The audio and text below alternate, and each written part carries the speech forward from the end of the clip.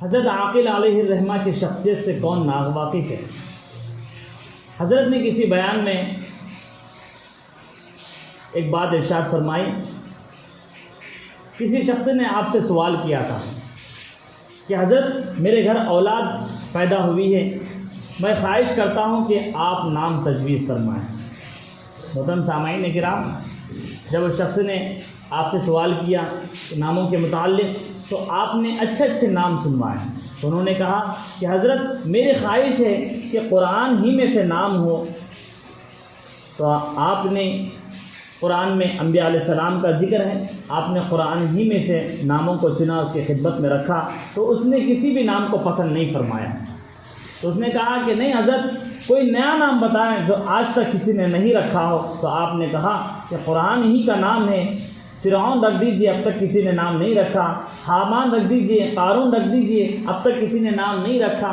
تو یہ بات سننے کے بعد وہ خاموش بیٹھا رہا۔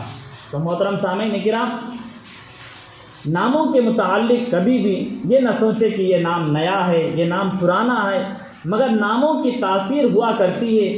ہر نبی کا نام بڑا بابرکت ہوا کرتا ہے۔ اس کے متعلق بھی تھوڑا ذہن دوڑانے کی ضرورت ہے کہ اپنی ہر اولاد کا نام، اپنے بچوں کا نام انبیاء علیہ السلام کے ناموں میں سے رکھیں، اور صحابہ کرام کے ناموں میں سے رکھیں، اور اپنے ازواج مطہرات کے ناموں میں سے رکھیں، اور جتنے اسماء الحسنہ اللہ کے 99 نام ہیں وہ نام بھی رکھنے کا اہتمام کریں، اور وہ ناموں کا بھی اہتمام کریں جس کے ساتھ عبد جڑا جا سکتا ہے۔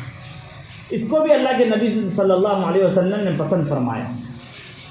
معزز سامعین کرام، اس لیے خاص طور پر ناموں کی برکت ہوا کرتی ہے۔ اپنے اولاد کا اچھا نام تجویز کریں گے تو انشاءاللہ ثم انشاءاللہ اس کی برکتیں بھی ہم دیکھنے کو ملیں گی، اور اس کا اثر ہم خود اپنی آنکھوں سے دیکھیں گے۔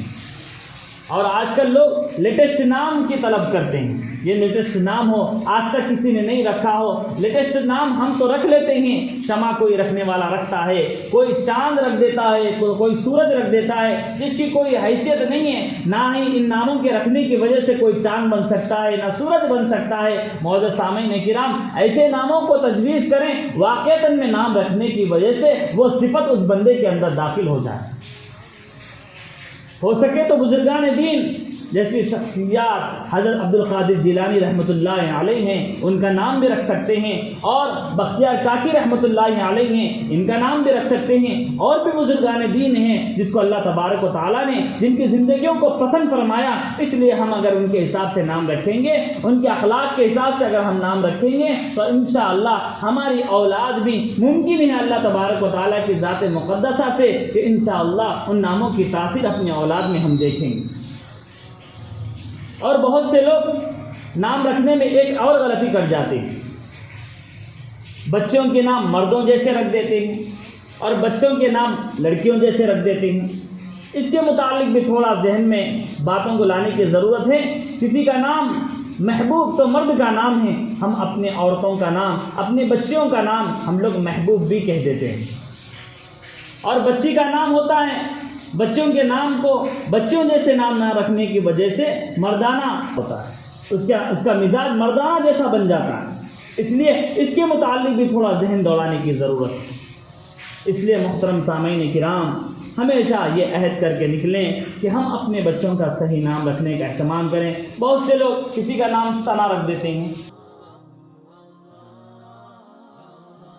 سمد ہونے کے بجائے کوئی لا علمی میں سمد رکھ دیتے ہیں، جبکہ اللہ تبارک و تعالیٰ کے ہر نام کے ساتھ عبد جڑا ہونا اللہ تبارک و تعالیٰ نے رسول اللہ صلی اللہ علیہ وسلم نے اس کی طرف رہنمائی فرمائی۔ اس لیے ان چیزوں کے اوپر بھی تھوڑی فکر کرنے کی ضرورت ہے۔ اللہ سے میں دعا کرتا ہوں کہ اللہ تبارک و تعالیٰ مجھے اور آپ کو کہنے سننے سے زیادہ عمل کی توفیق عطا فرمائیں، اور اپنے بچوں کے جتنا زیادہ ہو سکے اچھے نام رکھ کے اس کے اخلاق کو، اس کے مزاج کو، اور اس کو اچھی تعلیم اور اس کی تربیت دیتے ہوئے ہم تمام کو بچوں کی صحیح اصلاح کرنے کی توفیق عطا فرمائیں۔ آمین۔ وآخر دعوانا ان الحمد للہ رب العالمین۔